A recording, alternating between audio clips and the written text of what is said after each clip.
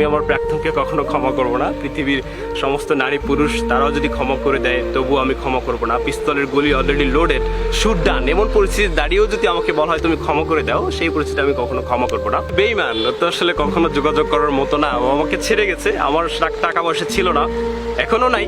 So আসলে তাকে আমি তার অনুমতি নিয়ে তার হাতে আমি আংটি পরিয়েছিলাম। আংটিটার দাম 15 টাকা ছিল, ওই সময় 15 টাকা অনেক ব্যাপার ছিল। সো আমি তার হাতে আংটি পরিয়েছিলাম। তো অ্যাটলিস্ট সে বলেছিল যে আমি গিয়া তুমি বাসায় দ্বিতীয়বার কোনো ঝামেলা হলে তুমি চলে আসবা। সেই সিচুয়েশনে গিয়েছিলাম। তো এরপর তো আসলে কিছু থাকে না। আসলে বেঈমান সে তো আর কখনো যোগাযোগ করার মতো হয় না। ওই জায়গা থেকেই হচ্ছে আমার আসলে ব্যাপারটা যে আমি আসলে তাকে নেভার ফরগিভ হার। জীবনে ভালো থাকার জন্য হলেও একটু স্বার্থপর হওয়া উচিত। কাউকে মনে রাখার প্রয়োজন হলে মনে রাখা উচিত, ইগনোর করার প্রয়োজন হলে ইগনোর করা উচিত, একা থাকার প্রয়োজন হলে একা থাকা উচিত।